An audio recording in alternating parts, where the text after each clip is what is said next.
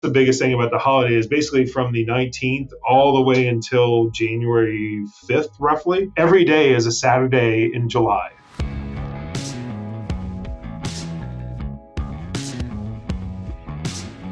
This is the Box Office Podcast. I'm Daniel Loria, the editorial director of Boxoffice Pro, the pulse of theatrical exhibition.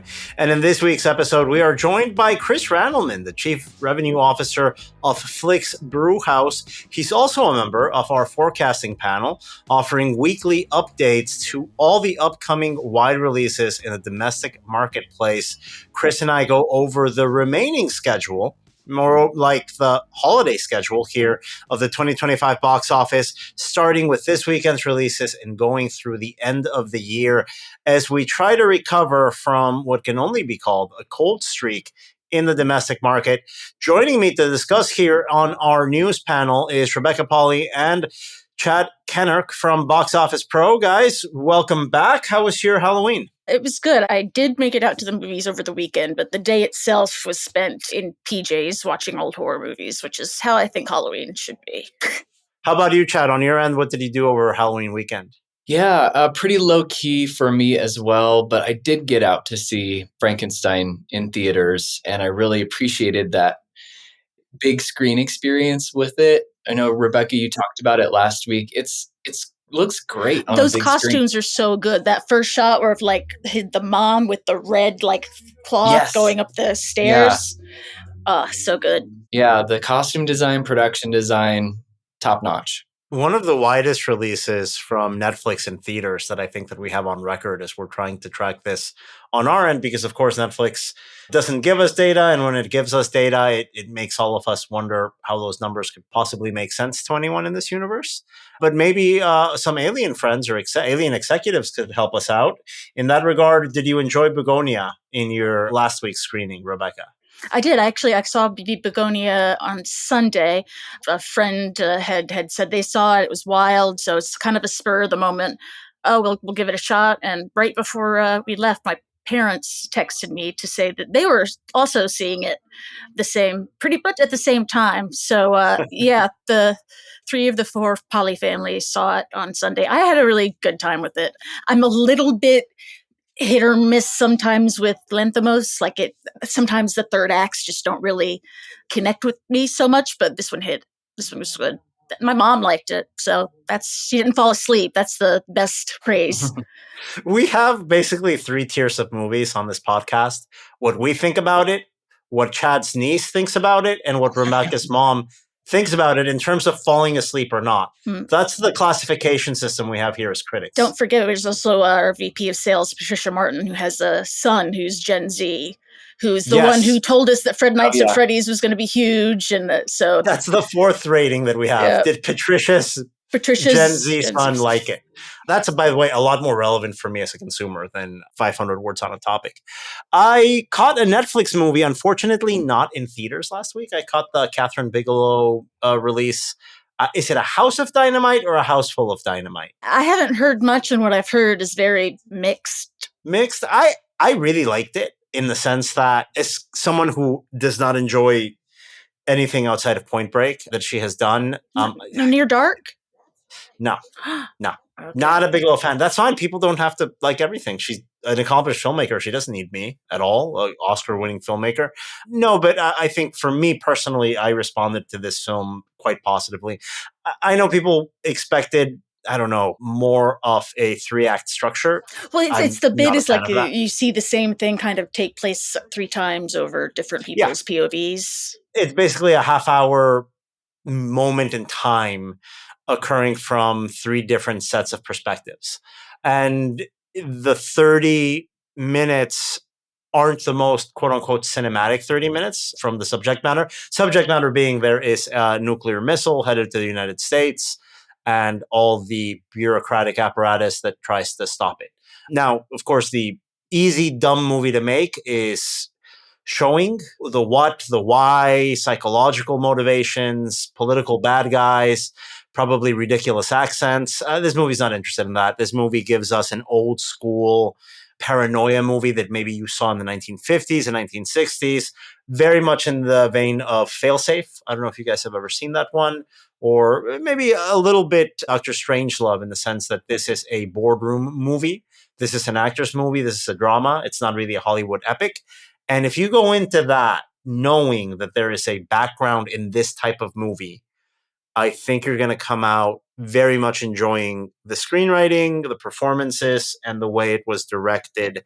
If you're expecting a dumb movie, which is fine because sometimes I want to see the dumb movie too, I think you're going to be disappointed. It's getting like vibes of from where you describe it, like Godzilla, Shin Godzilla, how it was a bit like just the bureaucracy of people sitting around in rooms trying to deal with Godzilla and the social commentary there. That's a very good comparison, but imagine if Shin Godzilla, it might not be Godzilla, and if it is Godzilla, Godzilla might not even show up.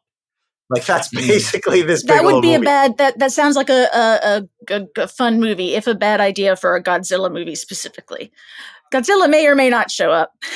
Right. Sometimes you want the dumb movie. When I go see Predator Badlands, I want the dumb movie in Predator Badlands. I don't want to hear people talk about the nature of the Predator or the political implications of it. No, show me the Predator. Show me some gnarly aliens and some cool kills. The dumb movie is a better choice maybe 75% of the time. This is one of those times where as an audience member, no, give me the drama.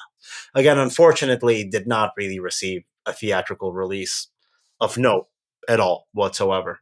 Yeah, seems like what came out at the top over this past weekend was, I don't know where like a Colleen Hoover Reapy falls on that spectrum. It's its own subgenre. It's its own subgenre, originally reported as the number one movie of the weekend in our Sunday estimates, I think with everybody else.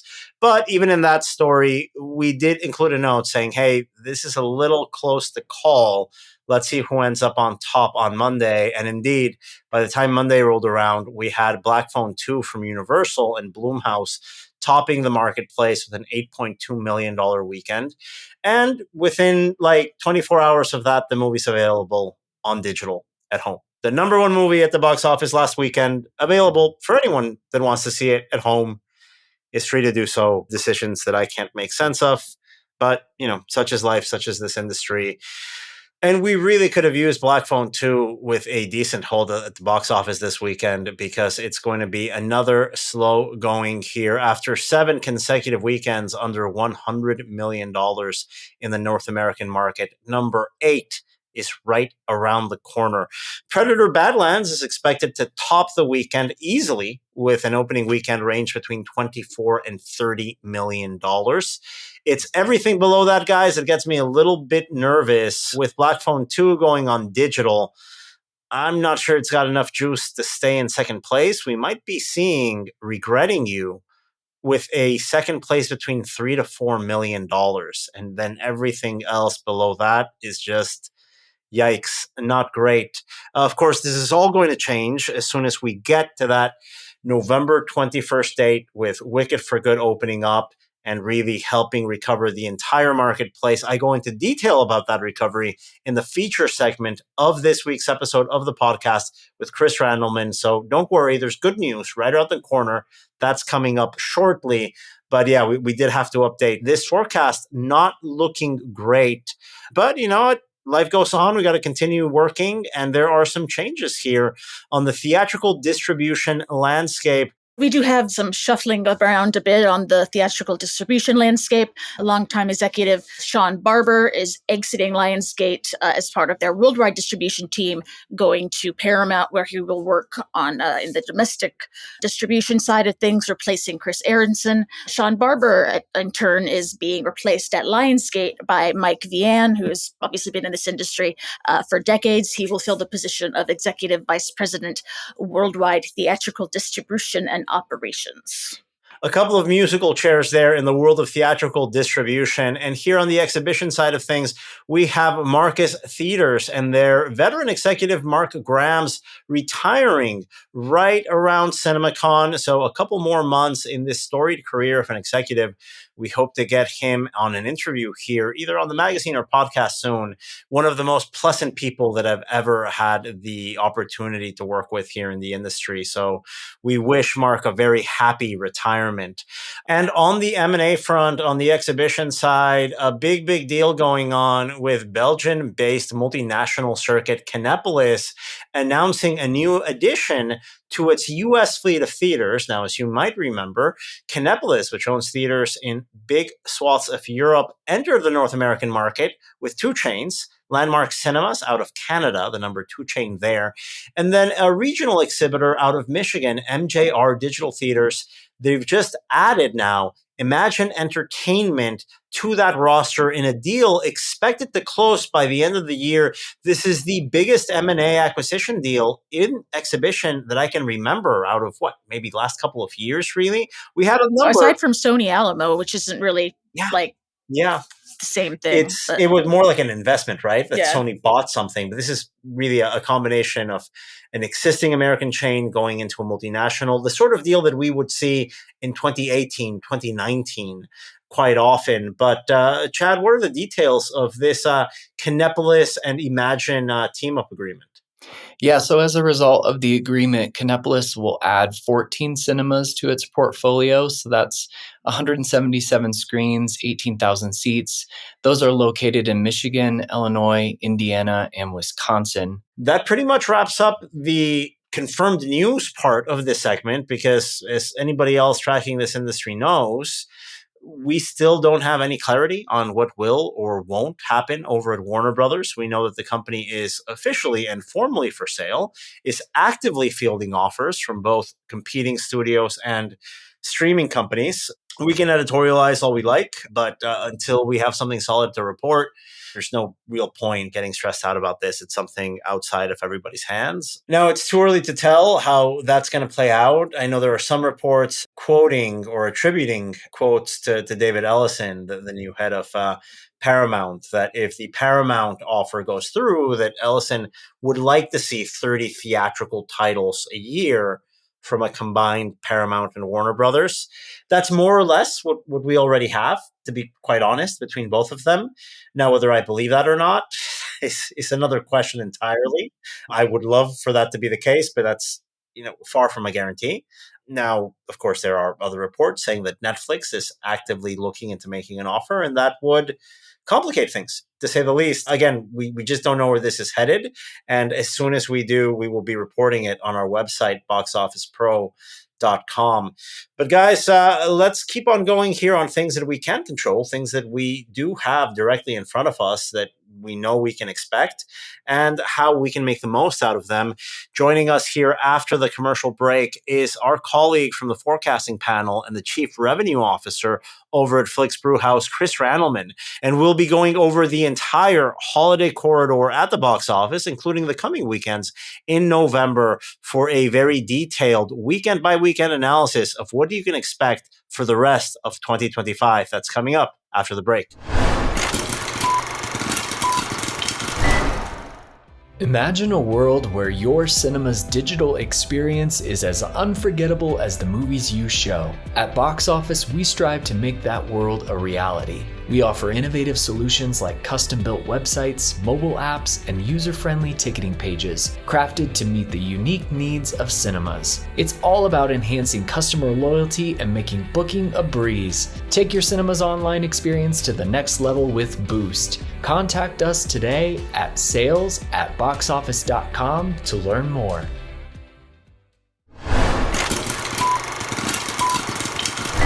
And we are back here on the Box Office Podcast with our friend and colleague from our forecasting panel from Flix Brewhouse, Chris Randleman, joining us once again, this time to talk about the holiday corridor at the box office, and it can't come soon enough. Chris, welcome back. How was last month for you? A couple scares? Yeah, I mean, last month was, it wasn't exactly, I wouldn't say it was fun. It definitely was a down month. It's probably the worst. I think I was looking at our numbers this morning. It's probably the worst admit-wise since 2022 month stretch in October here. So it September was great as far as the first couple weeks, and then just things kind of fell off a cliff.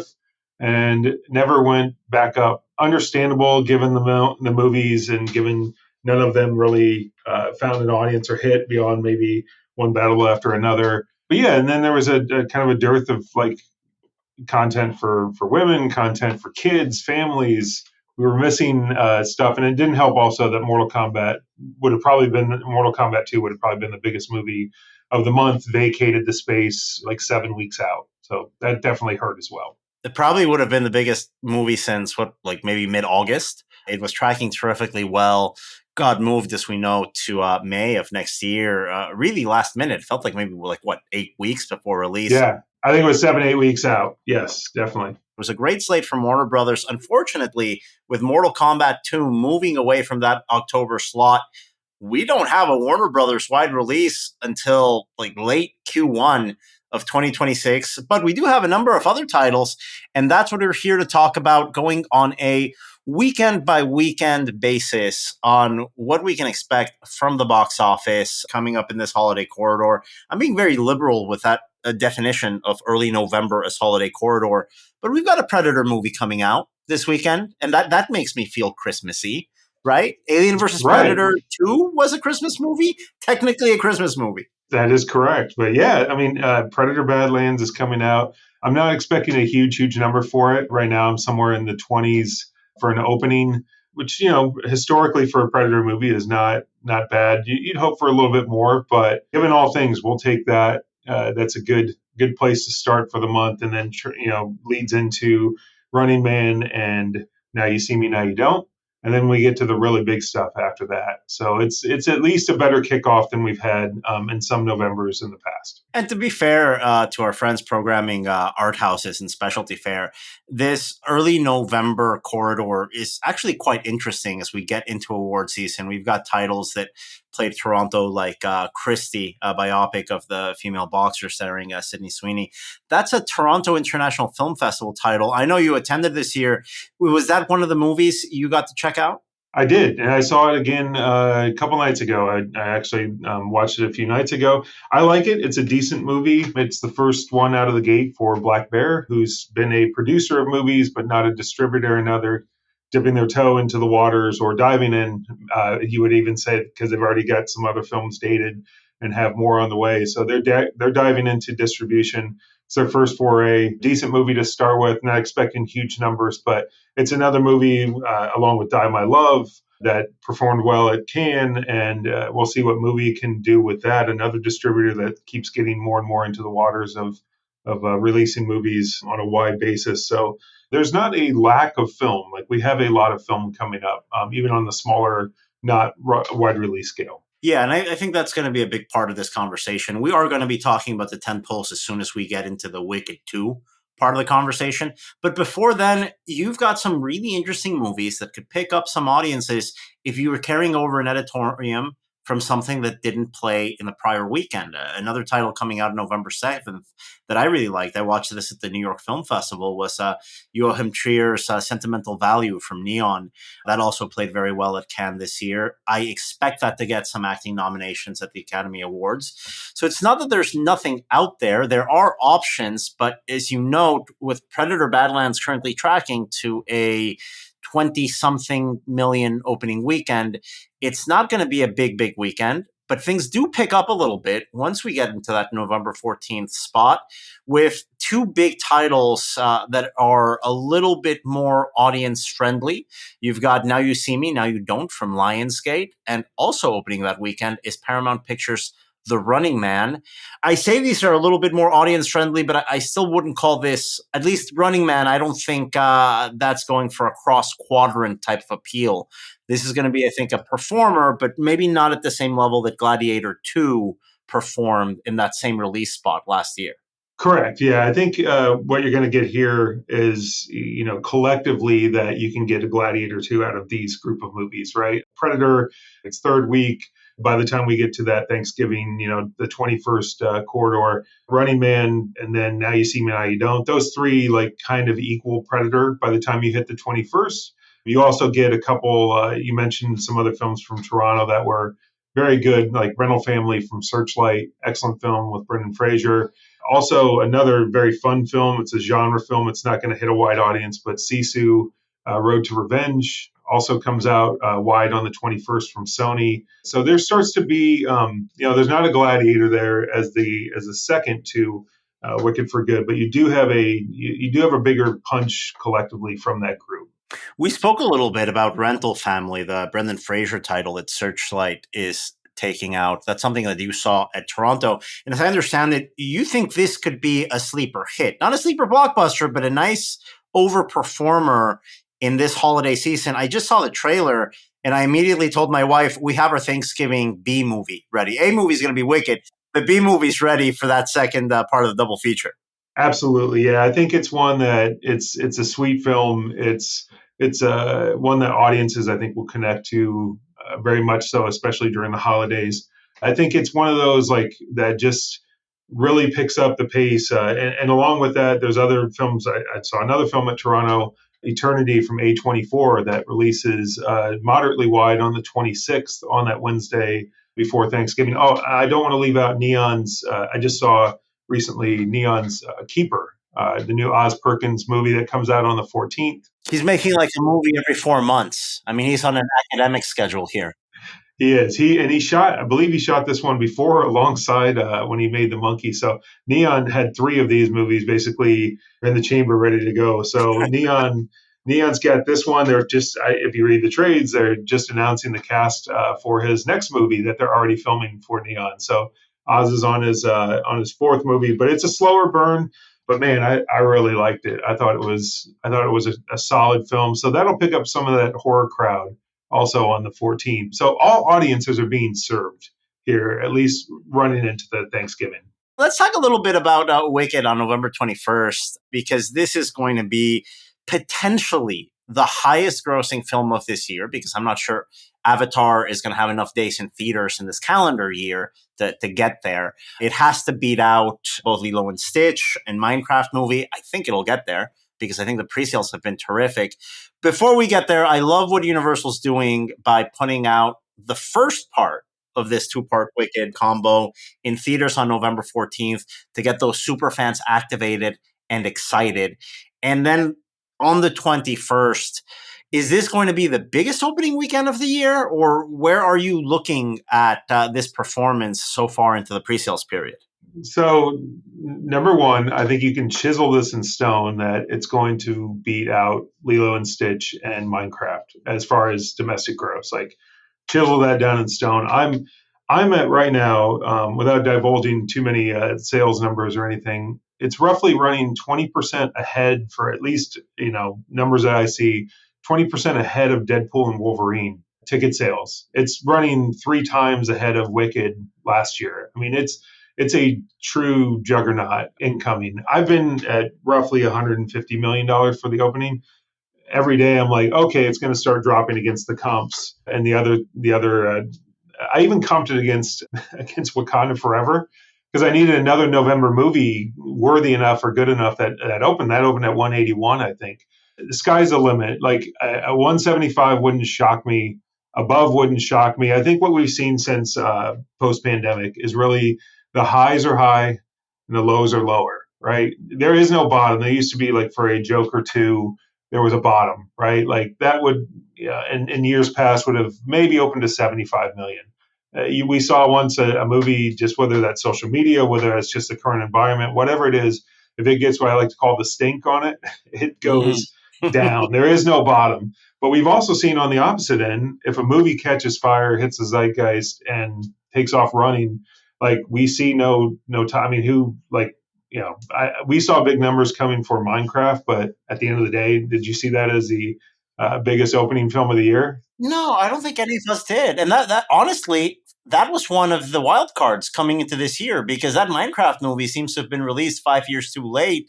But what do I know? It's those younger audiences that came in and flocked to theaters. And you can say that, I think, Chris, about some of the biggest films this year. I include Lilo and Stitch, and I include titles that have overperformed in context, like the anime movies have, or even K-pop or Taylor Swift on an event cinema basis.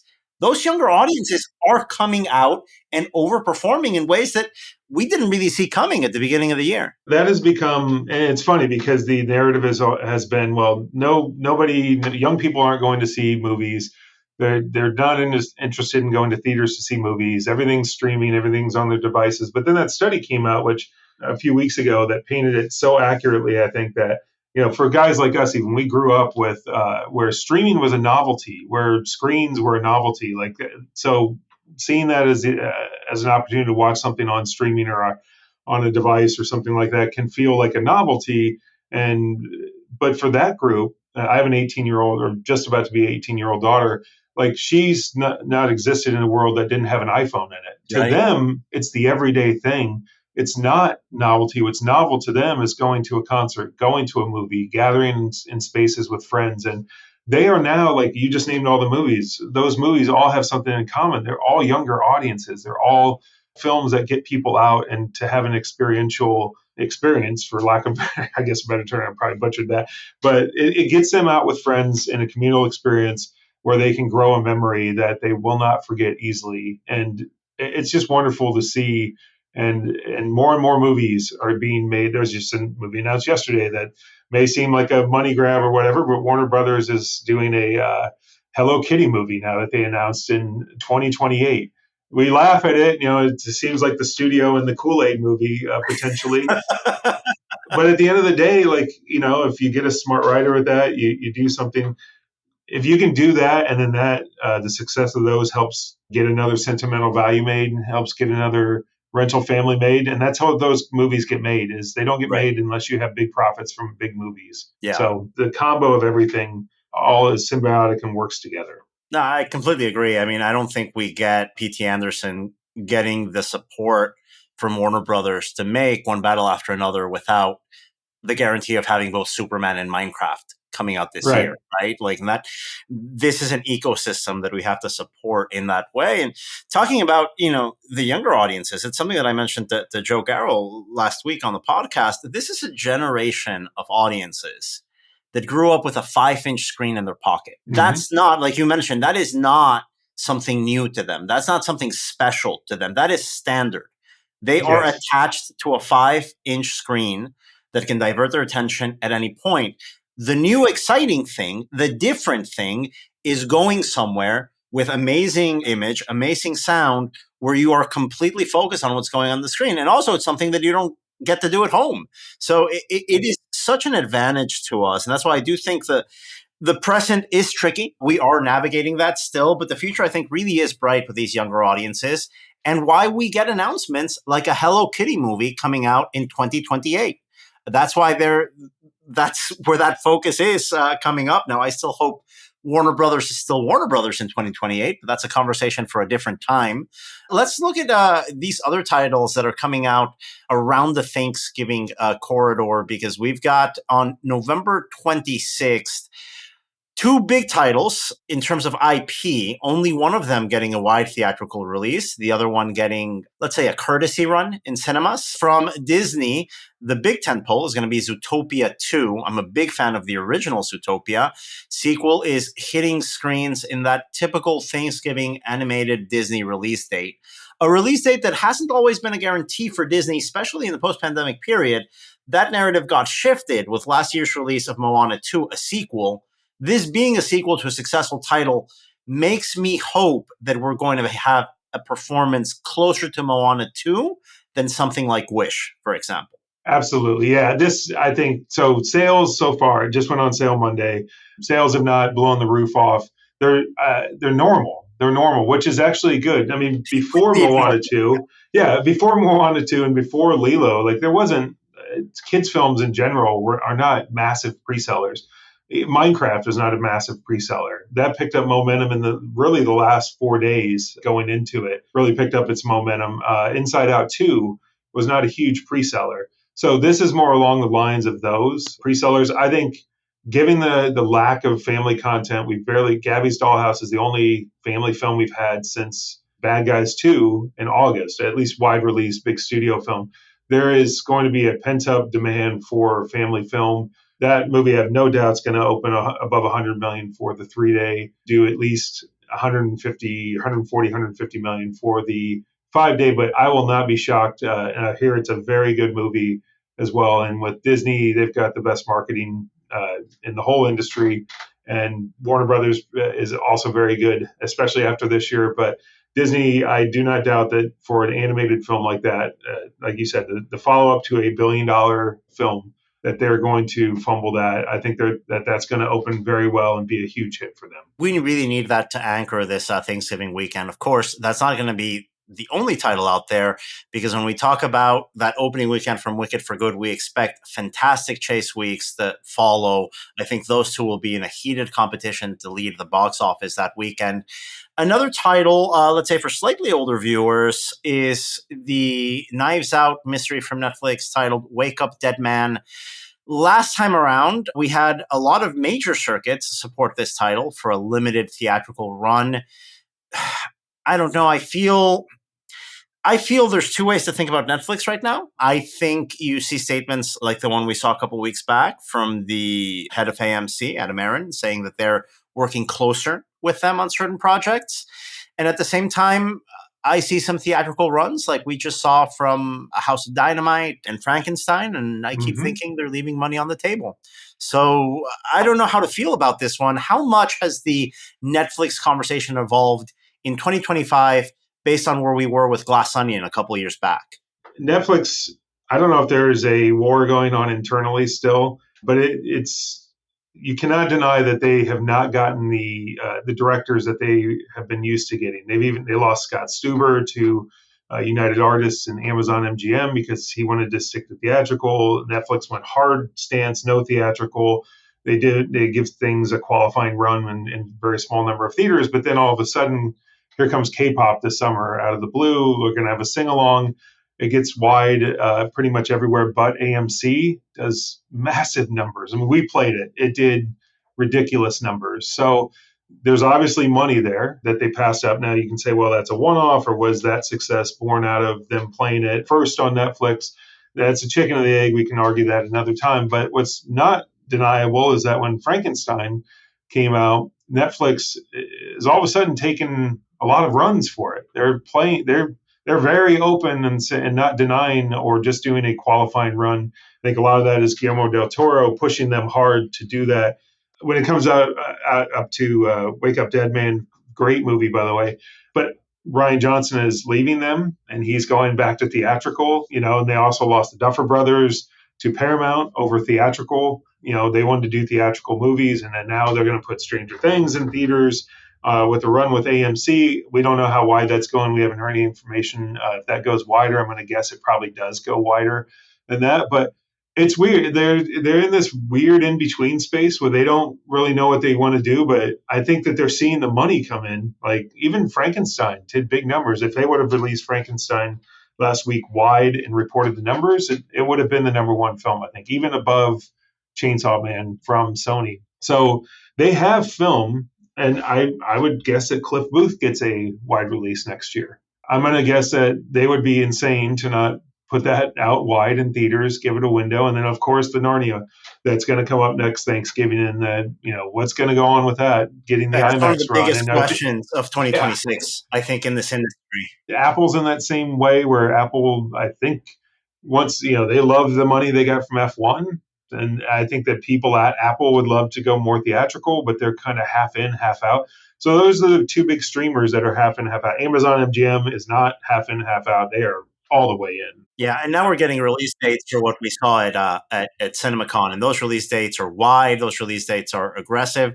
We have marketing materials for Amazon MGM movies that say theatrical on them. See it in theaters first. I love what they've done as a policy over there. I agree with you. I think it's an evolving conversation. Is it there yet? No, but it'll be interesting to see what happens in the future. They still have a number of house directors there. I think Noah Baumbach, coming out of the movie this fall for them. David Fincher, unfortunately, is still there. I'd love to have a David Fincher event film back in theaters. But Richard Linklater, the acquisition here and there that they end up overpaying for. But I'm not sure how much longer that's going to last when directors are beginning to speak up. It reminds me of what Patty Jenkins said at CinemaCon 2021. If you remember at that roundtable discussion that they had at the first CinemaCon back from the pandemic, Patty Jenkins saying, hey, the first streaming company that comes out there and says, we're theatrical first, is going to get a lot of our business because I'm not the only filmmaker that believes in that. And if they're going to finance me in a way that studios won't and support me theatrically, it's no contest. And I think we've seen that with Amazon MGM so far. I mean, check your watch. If 10 minutes has gone by, then check the trades. I'm sure another Amazon MGM project just got announced as going into production, or a deal just got signed. I think at one point this summer, they had like 30 projects in 30 days that were announced from them. They are really churning it out, and they're getting directors, they're winning packages. Yeah, I mean, she was right. Like, whoever jumps in and goes with theatrical, they're going to be rewarded with the top creators and artists that are out there. They're also going to be rewarded eventually with money. Like, some of these will have, like, After the Hunt did not, obviously was an expensive film for them, did not make money, was a more limited release. But that's okay. Like, you can't just jump in and expect that you're going to make $1 billion right off the thing. I think their first big success will be Project Hail Mary. I think that will be a rousing success for them, but they're building something and have a lot of stuff coming. And it's exciting to see, because the biggest thing about this is that competition, right? Like, competition is good for the consumer. It's good for people who want to watch films. It means more films being made. It means people sharpening their pencils and giving their best and doing the best that they can, and having to win packages and being competitive. Like, we welcome competition as an exhibitor. The more films that we have and the more good films we have to show, the better it is for everybody. So we welcome all of it. And that's what we can expect from the month of December. Looking forward here to open up the month, we've got Five Nights at Freddy's 2, a title that broke the record for the highest grossing day and date simultaneous release when the original came out. The sequel is coming out on a theatrically exclusive basis. I hope for a longer exclusivity window. And I think audiences are going to be turning out for this one in theaters again. Chris, the young folks like the animatronic horror. I don't know what to tell you. Maybe it's a Westworld revival back in theaters that we might have after this. It's the Showbiz Pizza, effect. If anybody remembers that, listening to that was a good shout out. Yeah, to another time. I like it. Yes. So and seeing, I wish I could remember the name of the band, the animatronic band. But yes, I mean it's the Minecraft crowd again. Well, the Freddy's turned into the Minecraft crowd, and now does the Minecraft crowd keep up and turn back into the Freddy's crowd? I'm excited. Like, this is a kind of inside baseball look at this here, but we're super excited because the first week of December is always traditionally an empty space, right? You have the holdovers from Thanksgiving. You don't ever, if you have something released, it's something fairly small, or it's an indie, or it's an expansion, or something like that. We have never had a big film, at least that I can remember, had a financial impacting film that gets released the first week in December. For us on the exhibition side, man, it's just fantastic to have a gap in the calendar filled with an exciting movie that's going to get young people excited to go see it. Yeah, it's awesome, exciting. Probably there because on December 12th, everyone's scared of the big bad boogeyman in James Cameron coming in on December 19th and taking up those screens. It's going to be a slow weekend on December 12th. It's going to be holdover weekend on December 12th. Only Ella McKay from 20th Century Studios listed as a wide release. Makes sense. This is a movie for, let's say, a wider audience of older moviegoers that won't be affected by the holdover of Five Nights at Freddy's 2, and that probably won't be terrifically impacted by the same studio releasing Avatar: Fire and Ash on December 19th. I am the genius that decided to question the box office potential of the second Avatar movie a couple of years back. I'm not going to make the same mistake again, but I'm hoping you kind of give me some sort of pushback, because I drank the Kool-Aid, Chris. This movie is going to do well. This guy can clearly do no wrong. I am totally uninterested in these movies, but I'm clearly in a very small minority of people, because these things have a modest opening weekend and fantastic legs as those PLF screenings keep on filling up in subsequent weeks. What do you expect from Fire and Ash? Are we looking at growing grosses, or are things kind of flatten up a little bit? Yeah, I think we're looking at more of a flattening, which is I'll take a flattening from for Avatar. That means it's still a massive blockbuster and still does great numbers. But it is the third film that which makes it less accessible to a general audience, right? Because you would have had to see probably the first two films. I made the joke like Ma and Pa Kettle are not walking into the theater and going, I'll go to the third Avatar movie. I mean, most likely it's going to be fans of the series. But to your point, though, the fans of the series are massive. They're out there. They exist, and they have come out for these movies. So it's a spectacle. It also could, who knows? It's serves as what James Cameron is saying as a sort of a wrap on the trilogy, as a wrap to this story arc. So and these movies take a long time to make. So who knows when the dates have moved multiple times on all the movies when they've been dated. So who knows when the fourth one will come. So I do think if obviously if the movie's good too, and to your point, only a fool bets against James Cameron. Yeah, at this point. don't rub it in. I get it. I know. All right, I get it. I'm kidding. I mean, I want to gently push him into doing something else, and maybe someone else can take over these Avatar sequels. That's fine if there's an audience there. It's just like a jilted lover. Yes. I miss my JC.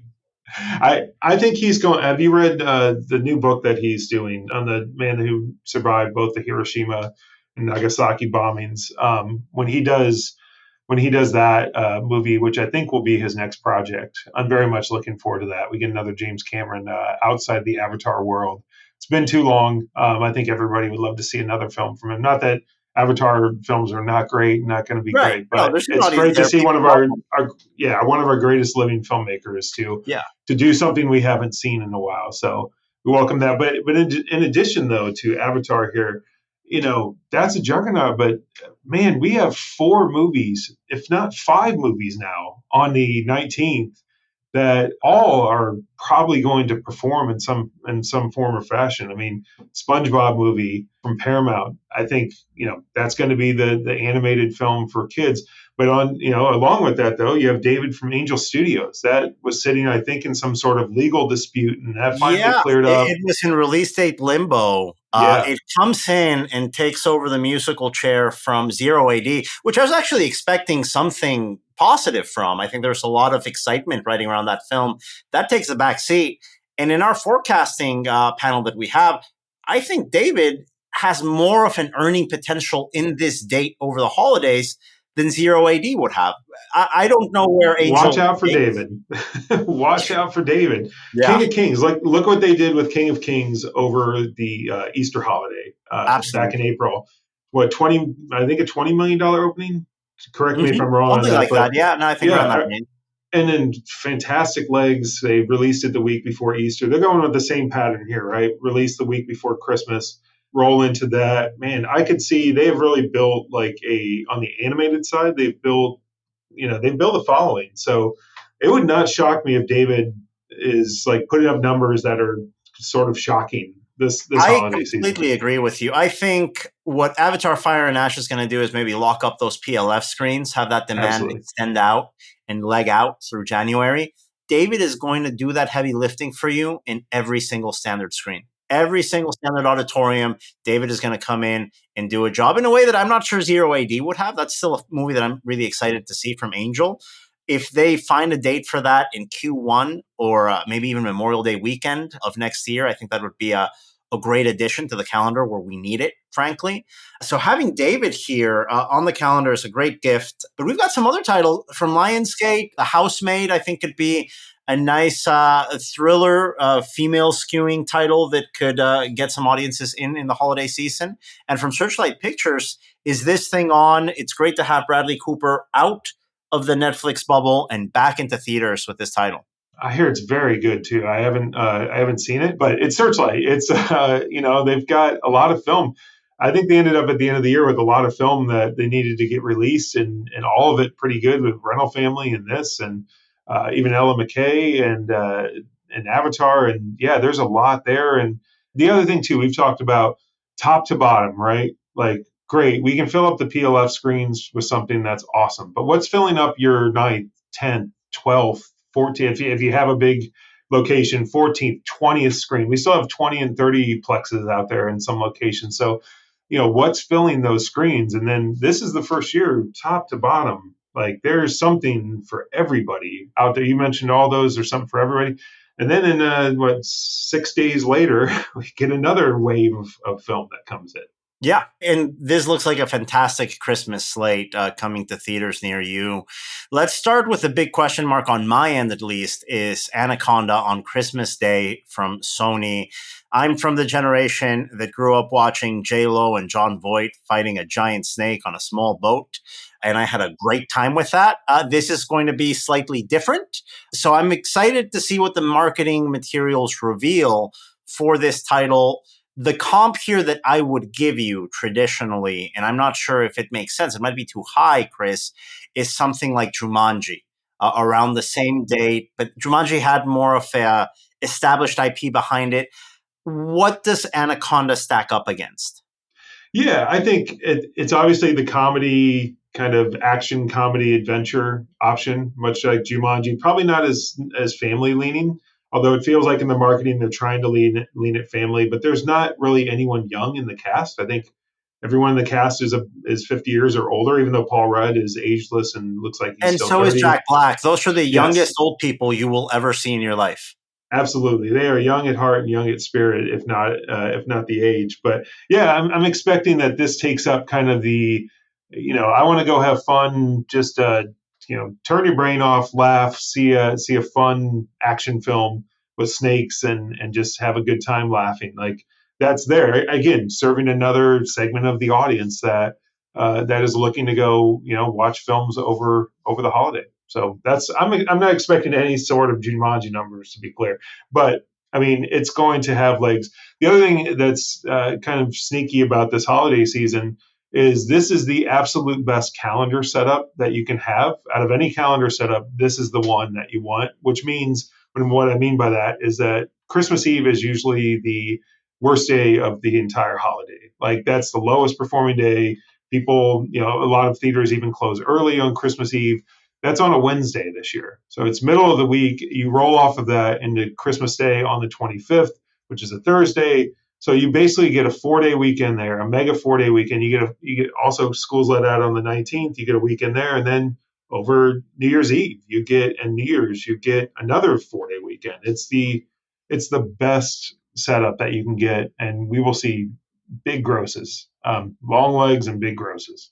That's what I'm looking forward to. And on a personal level, one of the movies that I'm most excited to see this year is the other Safdie brother coming out with his own period piece sports biopic with Marty Supreme, with our what seems to be annual Timothée Chalamet Christmas. It's the Chalamet-smas. Can we coin that? A Chalamet-smas once again?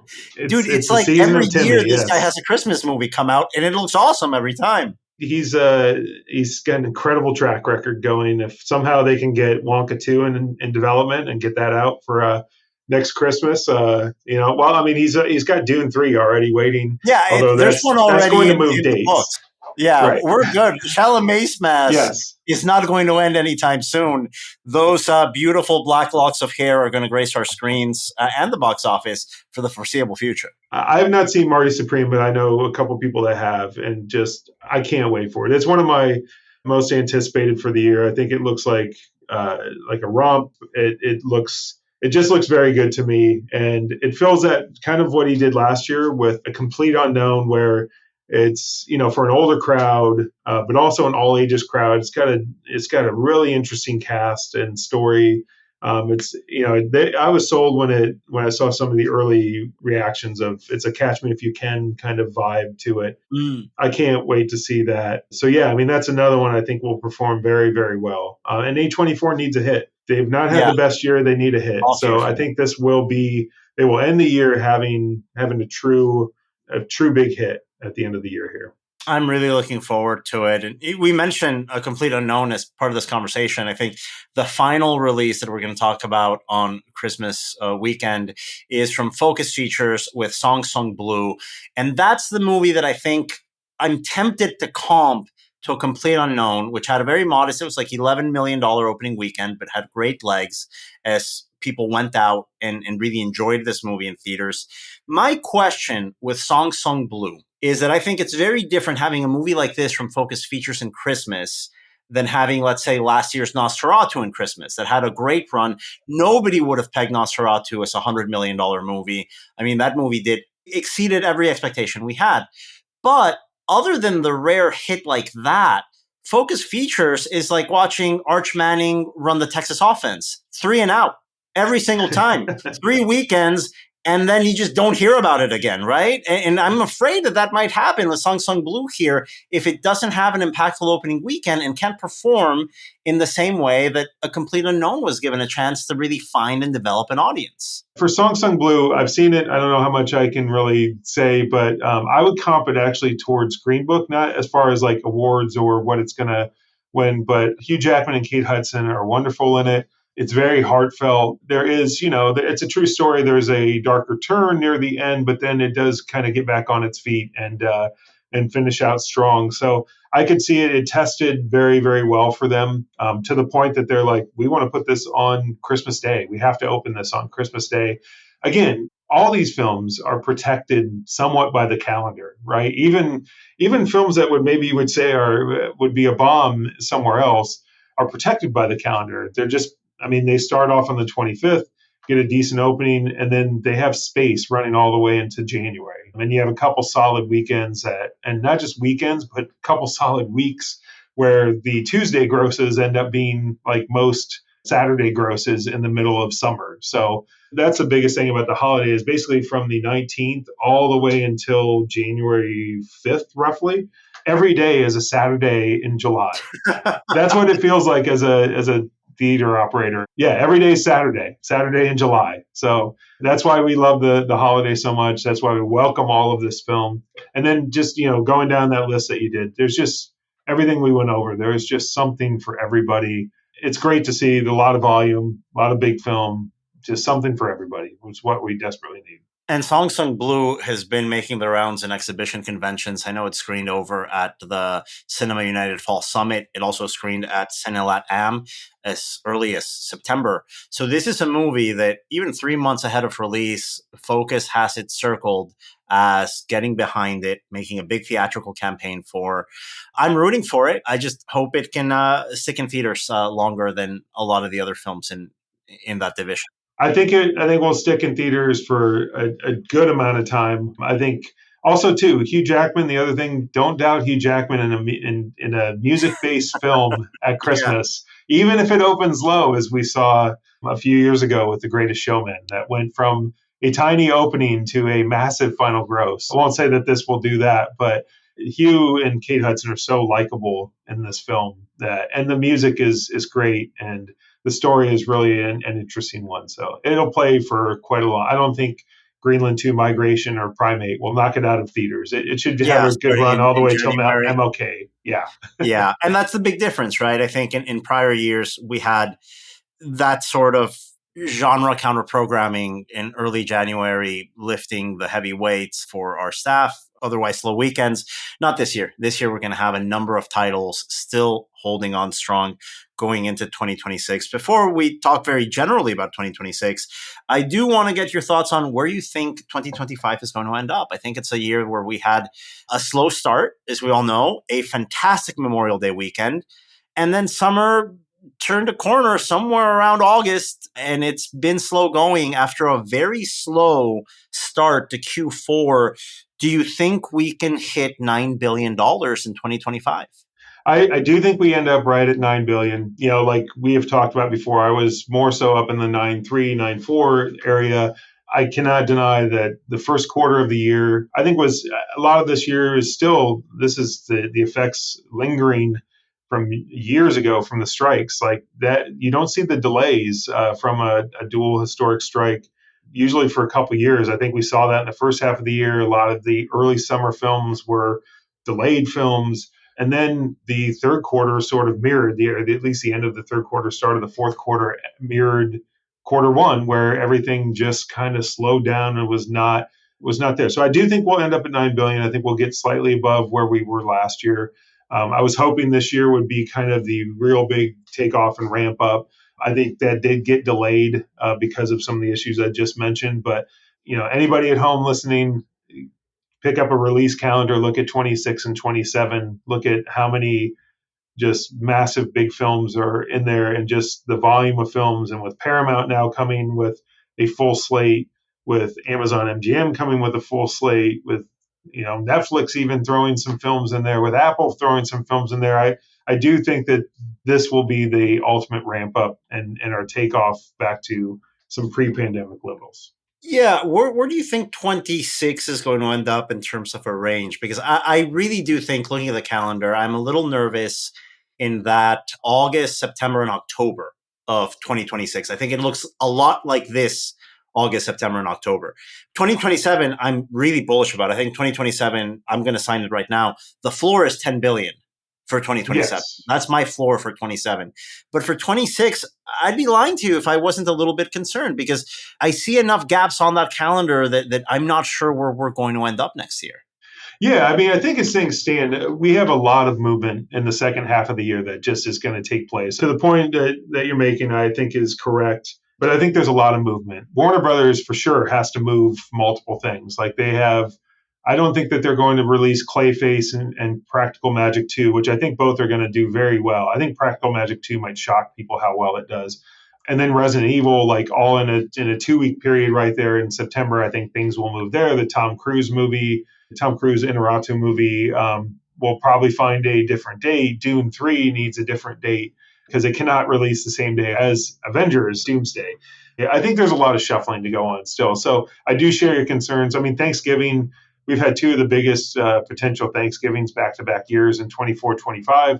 I do not see that in November 2026 when you get Hunger Games and Hexed and Fokker-in-Law. As definitely not. Now, does Dune move to November 6th? Maybe Cat in the Hat moves somewhere else. Maybe Dune can move up a couple weeks. And then you've got November with Dune Part 3, and all of a sudden that becomes huge and we're not worried about anything. So I think TBD, to be cautious for next year, I'm between like the $9.5 to $10 billion range. And then in 27, I agree with you. I think 10's the floor, 11 plus would not shock me. There's a lot of stuff there, and I think we get back to some of those 2018, 2019 level-ish numbers, right? Maybe not breaking records, but because we have lost a lot of screens in the industry. There has been inflation, but we've lost screens. So it's one of those things. We have to prove it as an industry as a whole. Exhibition, studios, we're all hoping that things get back to 11 billion plus. I think they will, but we've got to go out and do it the next couple of years and see how it goes. And we need studios to keep on existing for that to happen, is the other asterisk in that conversation. And we'll be tracking all of these updates and the calendar and the World of Theatrical Exhibition on our website, boxofficepro.com. You can find our weekly forecasting segments and analyses on our podcast that comes out every Thursday, and on boxofficepro.com every Wednesday. Chris, thank you so much for joining us. Thanks, Daniel. Great to see you.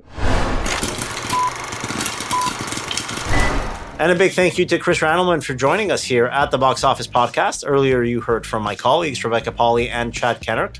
To continue listening to what we have to say, just hit that subscribe button. We are available on all major podcast platforms.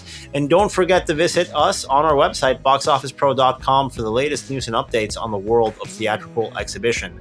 We will talk to you again next week.